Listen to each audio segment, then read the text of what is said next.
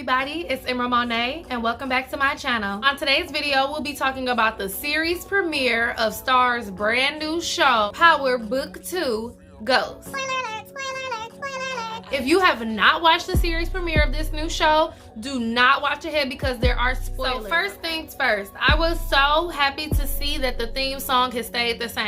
Say this is a big rich town. Yeah. I definitely thought that they were gonna get a new song to go with this show, but it seems like they know that people really love that theme song. Ain't broke, don't fix it. So there were some different clips in the opening theme, included diamonds, some pills. We obviously saw a basketball. We saw someone dripping liquid on top of what looks like cocaine. We saw someone rolling a joint, handcuffs. We saw different women. We saw chess pieces, and of course we saw firearms. Definitely feel like this season will be based on chess. There will be moves and counter moves.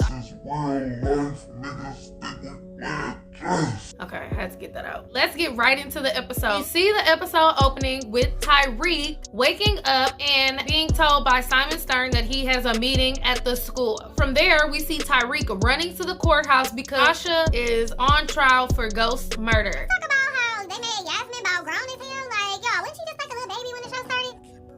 At Tasha's court date, Tasha does not get bailed. Obviously, we knew that was gonna happen. We knew Tasha would not get out of jail this first episode. That was kind of a given. Judge says, although she doesn't believe that she's a real flight risk, she is on trial for murder 1, so she cannot just let her freely go. Mika goes on and tries to show the prosecutor all the pictures of the people that they suspected that Ghost killed in the past, and they try to use that not as evidence, but as a way to prove that she only killed Ghost out of self-defense and fear that she would be his next victim. In the court case, we saw that Tyreek is late to his meeting with Simon Stern. When he does get there, he is told, for getting the deal to get inside of the school, that he has to keep the star player on the team. New star player, Zeke, does end up playing a big role in this episode, and for what I can see, will play a big role in this entire season. Tyreek is going around the campus, seemingly lost, and we meet a new love interest, y'all. He runs into a girl named Lauren. She urges him to sign up for canonical studies. I think I said that right. Canonical studies, canonical.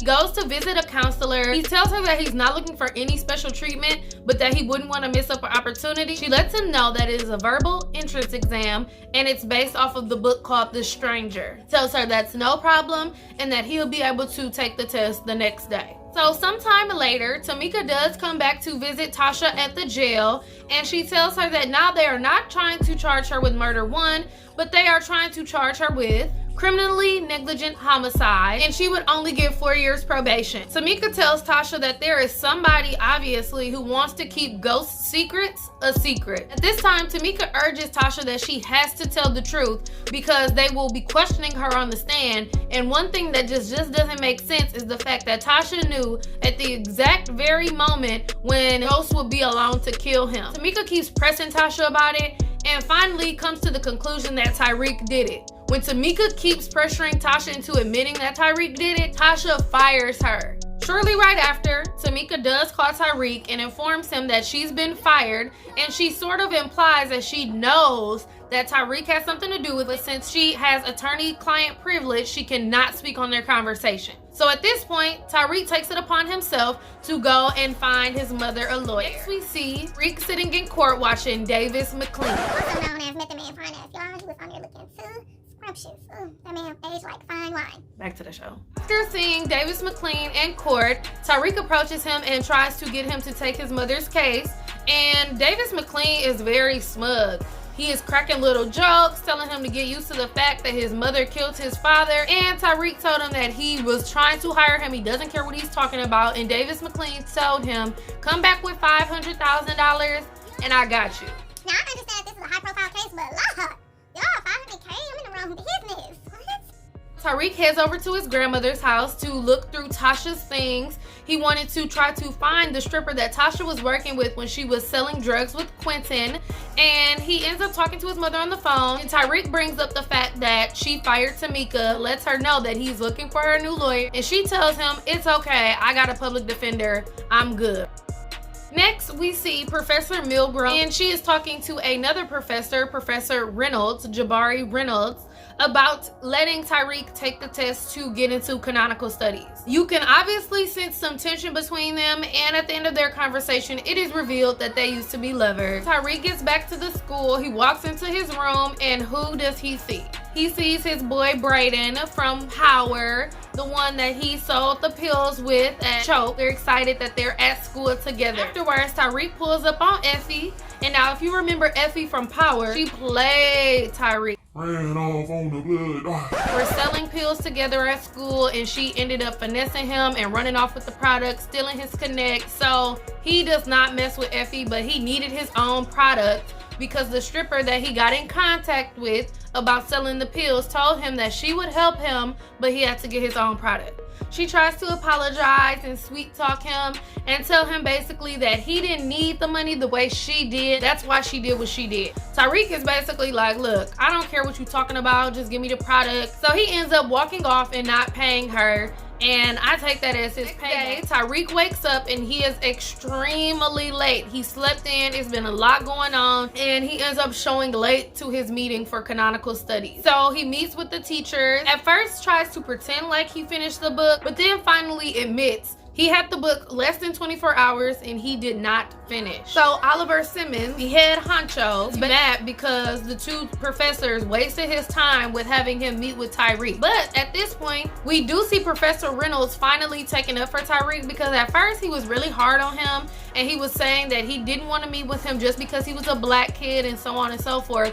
But now he loves his honesty and he's actually trying to vouch for Tyreek. On this same day, we are introduced to Tasha's new public defender, and y'all, Tasha would have almost been better off presenting herself at this point. She's an airhead. She don't know the details of the case. She don't know different defenses that she could be using. She really just trying to get through her workload because she's been piled on with so many cases. Tasha is trying to get the same deal that Tamika had on the table for her when the prosecutor comes in and lets her know that forensics came back and the person that shot Ghost had to be between the height of 5'11" and 6'2". Now they know that she's lying, they know that she did not pull the trigger, and they know that she had an accomplice. So now they are trying to offer her 15 years for conspiracy, y'all. Before they were talking 5 years for murder too, and then she got the probation deal, but now 15 years inside. And the public defender was trying to make little jokes like, oh, you know, 10 to 15 years really isn't that bad. Tasha then tells the prosecutor that it was Andre.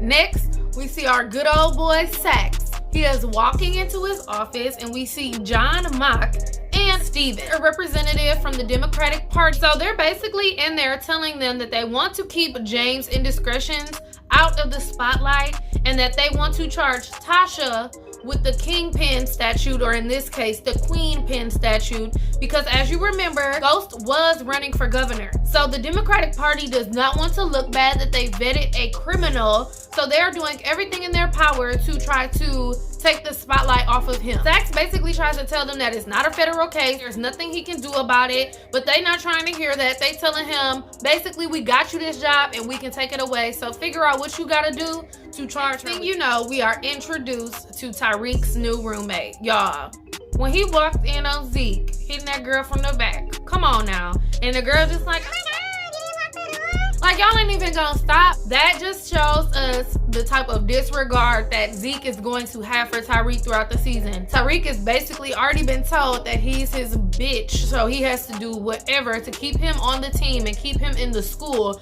Otherwise, he's going to get kicked out himself. So then we cut to later on that evening, and Sax is going to visit his family. They're having a celebration dinner for Sax becoming the U.S. Attorney General. It doesn't seem like he gets along with his family very well. He seems to be the outcast. For some reason, they also keep referring to him as Nancy. Basically, his family treats him poorly. They bully him. They tell him that he won't succeed. His brother tells him that once he undoubtedly messes up, he will be there to offer him a job. So now you can kind of see the pressure that Sax has from his family to be great, and that's probably why he does some of the things that he does. So this same evening, we see Tyreek and his new roommate, Zeke, pull up in Queens. Zeke's family threw him a congratulations party for getting on the team and being the star player. He explains to Tyreek that they are at his Aunt Monet's house and that his cousins are like his siblings. It's plenty family in there. He got everybody showing Tyreek love.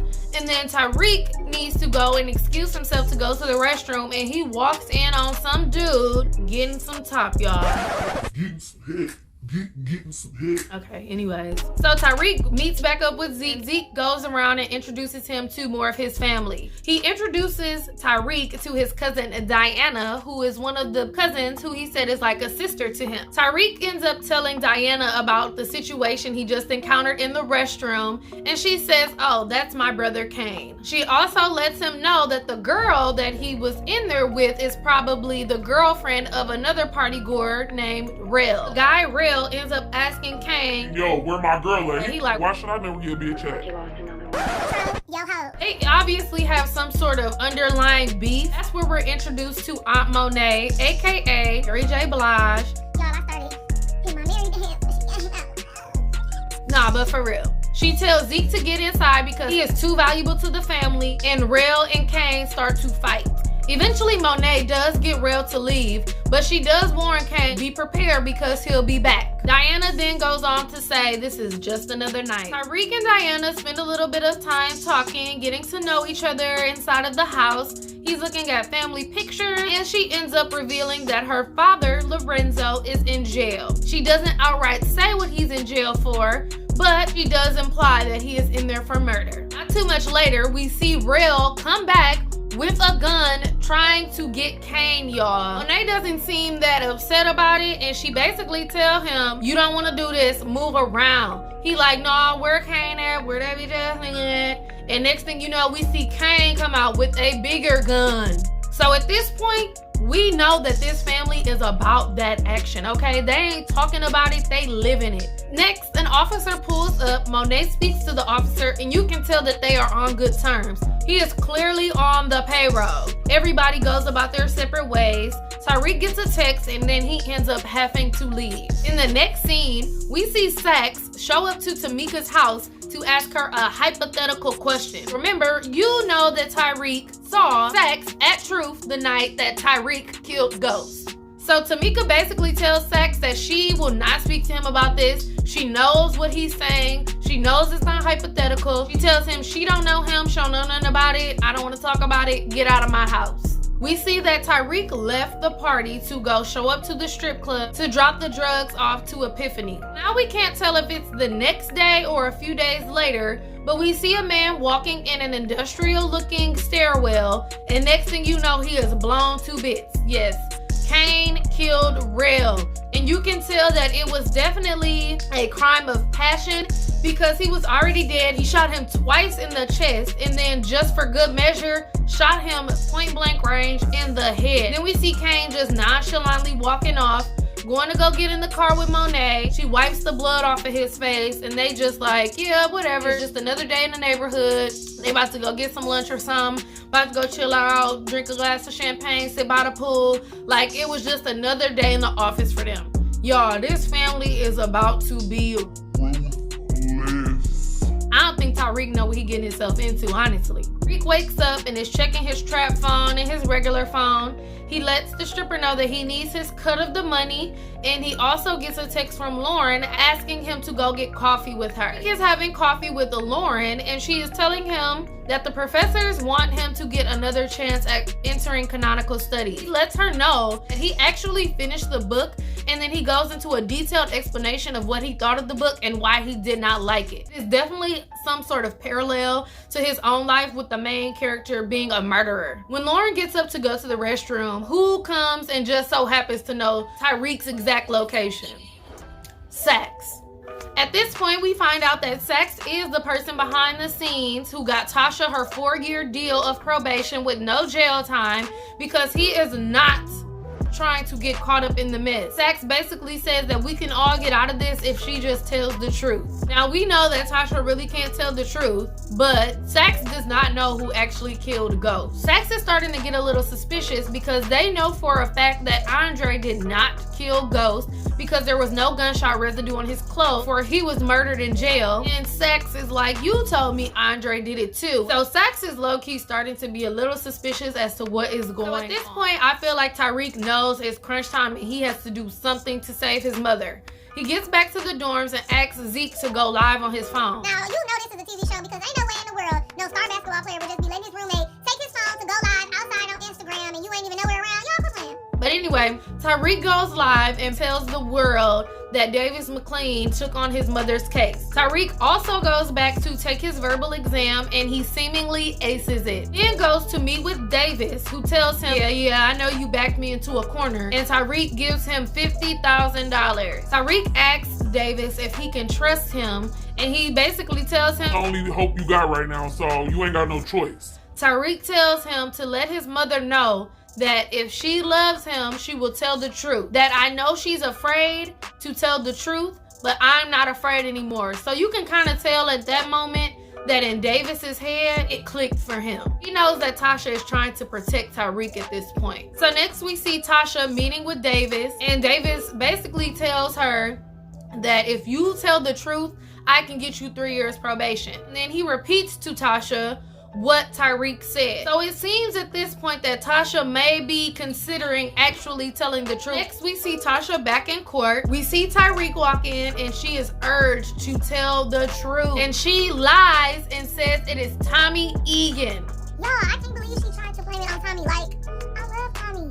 We do know that Tommy's spinoff did get picked up by Stars, so I wonder how all of that will play into his show. Once Tasha lies and says it's Tommy Egan, the Democratic representative Steven is sitting in the courtroom along with Sachs, and they can now serve Tasha with an arrest warrant. Now the charges of criminally negligent homicide or murder are dropped, and she is now charged with the Kingpin statute of running ghost operation. Now look, she is charged with something even worse for saying that Tommy Egan did it. And she's trying to do and say whatever she can, and Davis is like, Shut up. Davis is furious. He is trying to figure out what Tyreek has gotten him into. Tyreek tries to flip it and tells him, hey, if and when you win this case, you will be the biggest and most well-known and most sought-after defense attorney in all of New York City. We see Tasha go back to jail. We see Tyreek go back to school doing work for Zeke.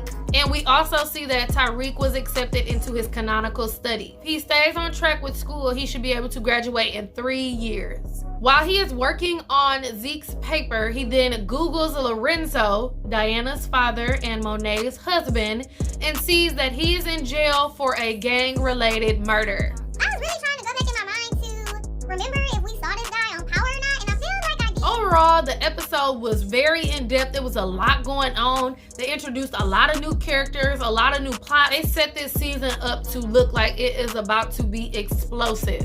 I was a little weary about this series, I ain't gonna lie, because of the way Power ended, but I think that this might actually turn out to be a good thing. I know Tyreek got on a lot of people's nerves during Power, but honestly, at first he did get on my nerves, but then he started to grow on me because I really started to dislike Ghost. Gus was doing anything for Angela Valdez, and he was getting on my nerves, and I was actually glad that Tyreek caught him. So, I'm seeing Tyreek. I was a little weary because of the celebrities that they have playing major roles in the show, like Method Man and Mary J. Blige, but I think that they casted them well in their roles. Now, there were 2 previews at the end of this episode, and I'm going to go over both. A preview for the overall season, and there was also a preview for just next week's episode. So the preview for the season opens up with Monet saying, when you know what someone wants, you either give it to them or take it away. Then she also says there's a method to becoming a savage in this game, while we see is beating somebody up while Monet stands and watches. We see clips of Diana and Tyreek, and we also see clips of Tyreek and Lauren asking who is Diana. So it's safe to assume that Tyreek will definitely be having some girl trouble this season. Next, we see a scene of Monet talking to Diana and stating that anybody who stays around that boy for too long either ends up dead or in jail. It looks like they're at like a homecoming game or something. Next, we see Tasha telling Tyreek to get a gun. We see Tyreek sitting in a laundromat. We see Tyreek running with an unknown guy while sirens are blaring in the background. Next, we see Tasha in a dressing room with a prison suit sitting on the back of the seat. It looks like she might be on some sort of daytime television show or something like that. And the lady in the background tells her that if she doesn't tell the truth, that her jail outfit might be the last outfit that she wears. We see her inside the back of a jail van. And we see a clip of Tasha on the phone telling Tyreek to give Davis whatever he wants. and she's sitting in her jail cell on the phone. So clearly somebody smuggles her a phone into the jail. See a clip of Tyreek throwing some money down, saying he will do whatever it takes to help his mother. See a flash of a hand with a gun. We hear Professor Reynolds saying there's no safe place for a kid like Tyreek. Then we see Professor Reynolds off in the cut looking at Professor Milgram, his ex-flame. Then we see clips of a candlelit vigil and everybody has their phones out. We see reporters running at the cemetery, and I'm assuming that is from the next episode where we see Ghost's funeral. We see a clip of a casket coming out of a hearse. We see posters of James and we see his gravesite. Then we see a clip of Tate. Tate is back and he says to the people he's talking to, one of them being the Democratic representative we saw, Stephen, he says, unfortunately, I know it to be true. What he snitching on now? Y'all know he had it out for James. Then we see Zeke giving Tyreek last minute homework. Next we see somebody getting punched. We see Tyreek's friend saying he wants in. The last part of the season preview has a clip of Tasha yelling, "I'm not lying," and Davis replying, It's not the truth that matters. It's what we can sell to a jury. I really don't even have any solid predictions of what could really be going down for this season. It just seemed like it's gonna be a lot going on. And as we know with Power, anything is possible. Now, for the preview for next week, we see Monet having a family dinner. And we hear her saying there's a difference between family and blood. You can't trust everyone. Then we hear Tasha speaking about James being Ghost and how he is a murderer and a kingpin. And we see more clips from the funeral, which is why I'm assuming it is Ghost's funeral because we have not seen him buried yet. We see Yasmin, Tyreek, and the grandmother standing above an open grave. We see a clip of Simon basically telling Tyreek that he needs help trying to fix Ghost's image. Then we see someone named Frank showing up to Monet's family dinner. Monet questions it, but then he says, Lorenzo said to hit you up. We see a clip of Kane telling Tyreek, what happens in our house stays in our house. I took that as a threat, okay? We see a clip of a party at what looks like the school. Then we see a black man talking to Tyreek and telling him that there's only two ways that you're gonna end up, either dead or in jail. We see a clip of Tyreek counting money. We see a clip of someone standing over somebody with a gun and shooting. And then the last clip of the preview is Monet telling someone that she needs the 411 on Tyreek and she needs to know everything there is to know about him. Y'all, it's about to go down. What do y'all think is about to happen next week? You know, down in the comments below, who's your favorite character on the new Power Book 2 Ghost? I ain't gonna lie, y'all. I think I'm gonna love Monet. All I know is I'll be tuned. Now, before you go, make sure you check out one of these other videos on my channel. And make sure you like, comment, and subscribe down below. And I'll see you next week. Bye. I never took a straight bath nowhere.